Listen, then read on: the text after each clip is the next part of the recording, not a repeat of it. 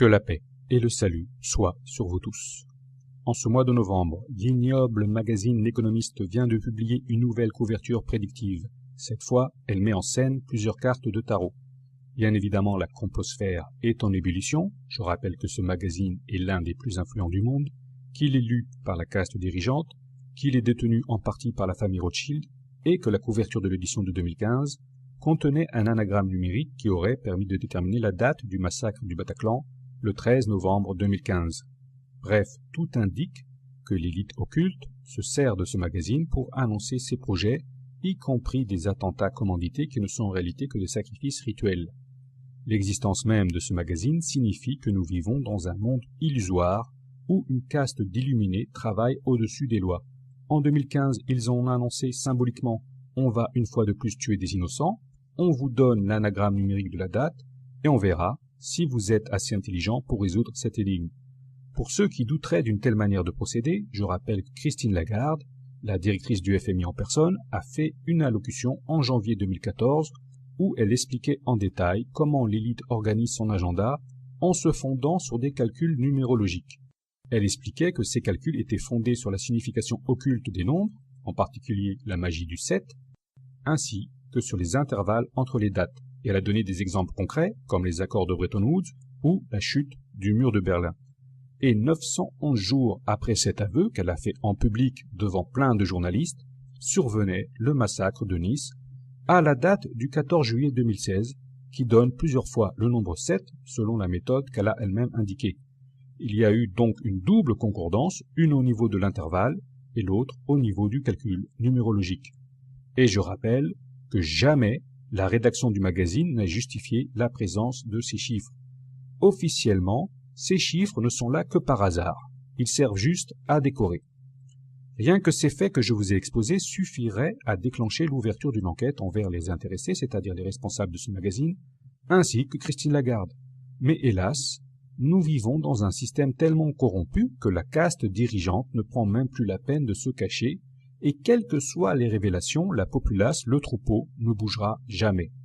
Demain, on pourrait légaliser la pédophilie et les sacrifices humains.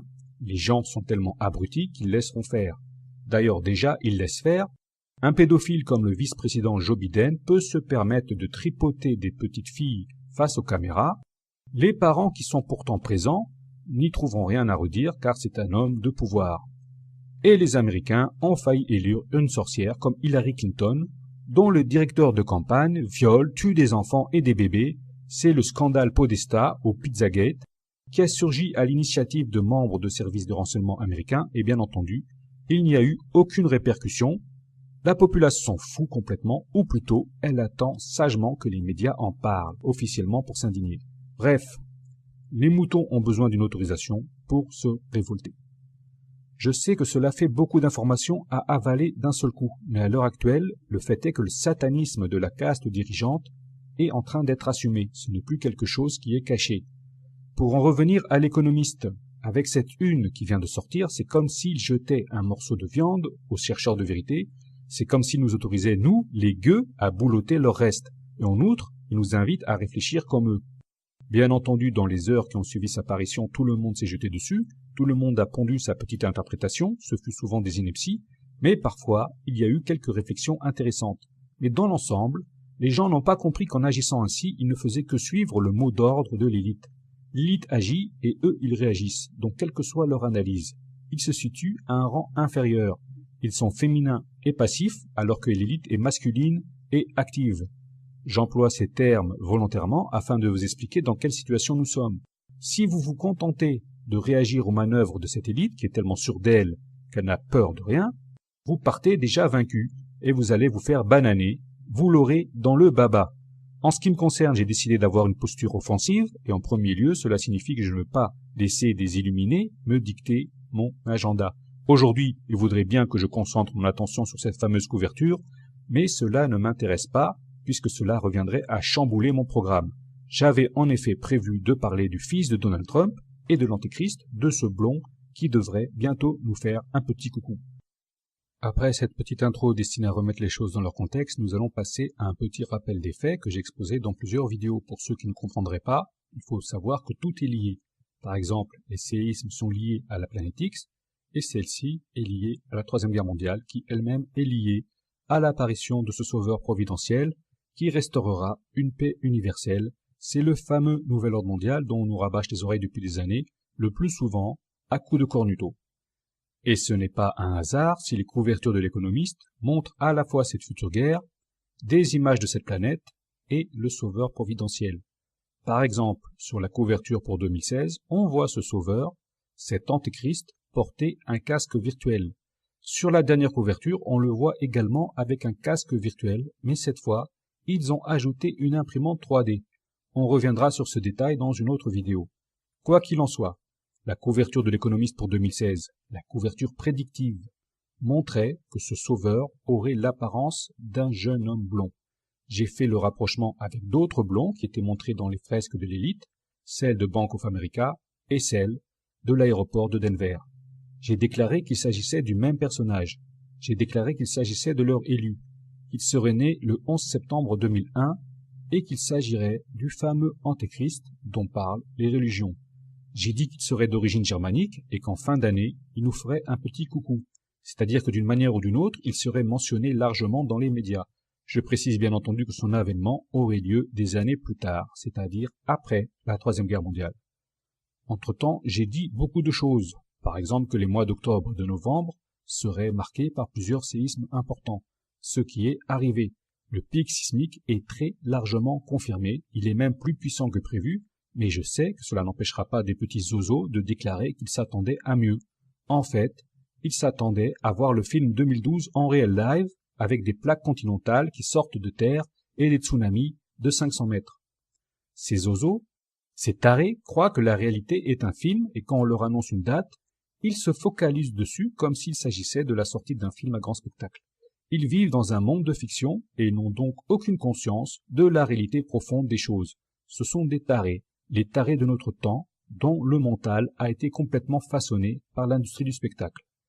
Et j'ai également dit, au moment où les Américains et les Russes se lançaient des menaces quotidiennes, que ces tensions allaient cesser et même qu'il y aurait une réconciliation. Et là aussi, c'est en train d'arriver, exactement comme je l'avais annoncé.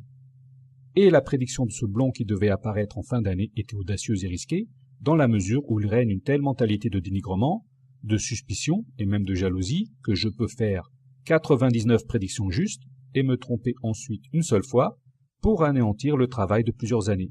Je suis obligé d'avoir tout le temps raison et je n'ai pour ainsi dire pas le droit à l'erreur. Et en fin de compte, j'ai annoncé un jeune blond d'origine germanique qui serait présenté aux médias du monde entier à la fin de l'année.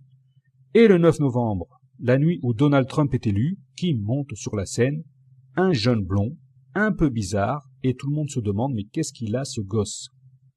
Bien entendu, j'ai reçu des centaines et des centaines de commentaires de gens qui m'ont dit « Attention, le voilà, votre blond ». Si j'étais un de ces charlatans qui pullulent sur YouTube et ailleurs, je n'aurais qu'à dire « Vous voyez bien que j'ai raison, mes prédictions se réalisent immanquablement, j'annonce des séismes au jour près, j'annonce l'apparition de l'Antéchrist et il apparaît au moment prévu. Je serai un prophète, je parle au nom de l'Esprit Saint. Je pourrais même proposer à des naïfs de les baptiser au nom du Saint-Esprit contre le versement d'une somme modique de quelques dizaines d'euros, et je me ferai alors un joli petit pactole. Mais ce n'est pas comme ça que ça marche, et ce n'est pas comme ça que je suis. Alors, comment ça marche? C'est très simple. Il existe une notion que beaucoup ont oubliée, et il s'agit de la raison. C'est-à-dire que mes prédictions sont basées sur des analyses et des recoupements. Je compare, je pèse le pour et le contre, et ensuite je formule une hypothèse qui va au rebours du discours médiatique. C'est donc une hypothèse que l'on qualifie de conspirationniste, dans le sens où certaines choses nous sont cachées, que notre vision du monde a été altérée par des agents désinformateurs, soit par l'école, soit par les médias. Ensuite, compte tenu de ces nouvelles données, je suis alors en mesure de formuler une prédiction et on attend de voir si elle se réalise ou non. Donc, dans le mode de pensée conspirationniste, la prédiction qui se réalise correspond à l'expérience qui vérifie la théorie dans le mode de pensée scientiste. Et j'ajoute que je ne suis pas spécialement heureux de voir mes prédictions se réaliser, je ne suis pas spécialement heureux de voir 10 000 Népalais mourir dans un séisme, même chose pour ces centaines d'Équatoriens victimes du séisme au mois d'avril dernier, et je ne suis pas heureux du sort de ces milliers d'Italiens actuellement sans abri qui ont perdu leur maison au moment des séismes d'octobre. Et le séisme de la Nouvelle-Zélande ne me réjouit pas non plus, tout simplement parce que je suis contraint et forcé de poursuivre ma tâche, qui consiste à informer le maximum de gens de l'ampleur de la catastrophe à venir.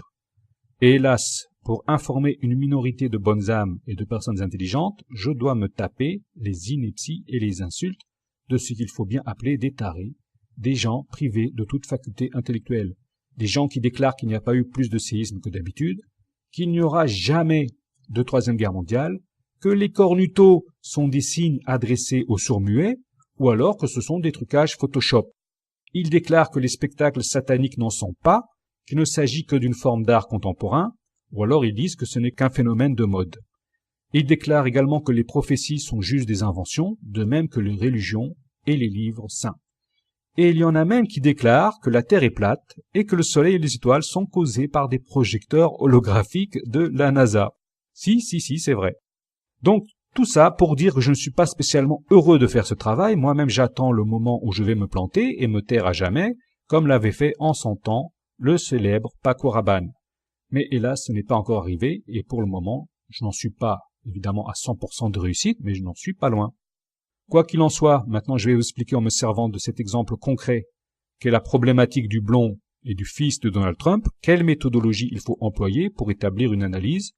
Ainsi, avec un peu d'exercice, vous pourrez vous-même restaurer les bases d'un jugement sain et établir vos propres analyses au lieu de vous fier à celles des autres qui sont pour la plupart du temps des charlatans ou des imbéciles heureux.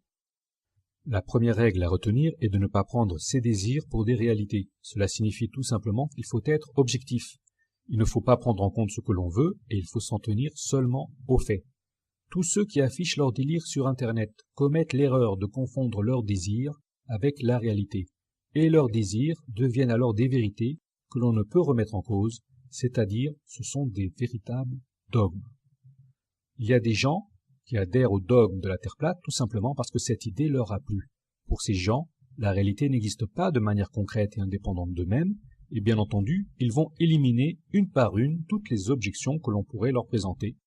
Et en définitive, ils ne changeront jamais d'avis. Et d'ailleurs, ce n'est pas pour rien que dans la sagesse populaire, il est dit qu'il n'y a que les imbéciles qui ne changent jamais d'avis. Et s'il y a une chose qu'il faut bien retenir, c'est que ce comportement est le propre des Homo sapiens. Ceux-ci ne changent jamais d'avis, et jamais ils ne reconnaissent qu'ils ont eu tort, tout simplement parce qu'ils sont fondamentalement incapables d'apprendre et d'évoluer, et ils répètent donc toujours les mêmes erreurs. Dans l'affaire du blond, ce n'est donc pas parce que je voudrais qu'il apparaisse qu'obligatoirement cela devrait arriver. Par exemple, je peux me tromper, ou alors les plans ont été changés. Quoi qu'il en soit, en ce mois de novembre, un jeune blond a bel et bien été présenté au monde entier. Ce n'est pas une appréciation, c'est un fait. C'est un constat indépendant de ma propre volonté, au même titre d'ailleurs que les séismes prédits au moment des pics sismiques. Ce n'est quand même pas moi qui les ai créés avec la force de ma volonté. Un fait objectif doit donc être considéré comme une preuve potentielle. Le moment est venu de passer à l'étape numéro 2, le jugement. Qu'est-ce que le jugement? Il s'agit tout simplement de faire comme les magistrats et de trancher entre le faux et le vrai. Tout d'abord, il faut savoir qu'une chose peut être vraie, et elle peut être fausse. Elle peut sembler vraie, mais se révéler fausse, et l'inverse est vrai aussi. Et elle peut contenir à la fois du vrai et du faux. C'est le cas par exemple de la désinformation. Il existe donc plusieurs nuances, et il faut sortir du mode de pensée binaire et disséquer les faits en vue de déterminer la vérité, c'est-à-dire la réalité profonde des choses. En pratique, il faut commencer par classer les éléments dont nous disposons selon diverses nuances. Premièrement, il faut effectuer une première division et départager le vrai du faux. Il faut savoir que l'on définit la vérité comme une affirmation qui correspond à la réalité. J'ai affirmé qu'un jeune blond de 15 ans, d'origine germanique, allait être mentionné dans les médias en fin d'année. Que s'est-il passé en réalité? En novembre, c'est la fin de l'année, un blond de 10 ans, qui a des origines germaniques par son père, a été présenté par les médias. Il a même été vu par des milliards de spectateurs. Les deux descriptions se ressemblent, mais c'est au niveau de l'âge que l'on constate une différence. On constate 5 années d'écart. Donc, l'affirmation ne peut pas être qualifiée de totalement vraie.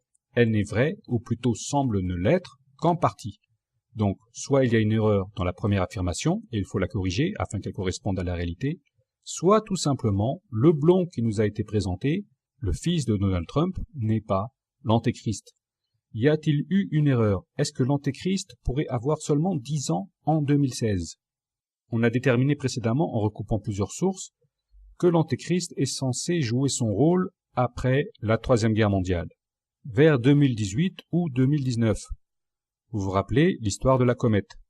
On imagine très difficilement un gamin qui aura alors 12 ou 13 ans jouer un tel rôle alors qu'avec un âge de 17 ou 18 ans, cela devient une chose possible.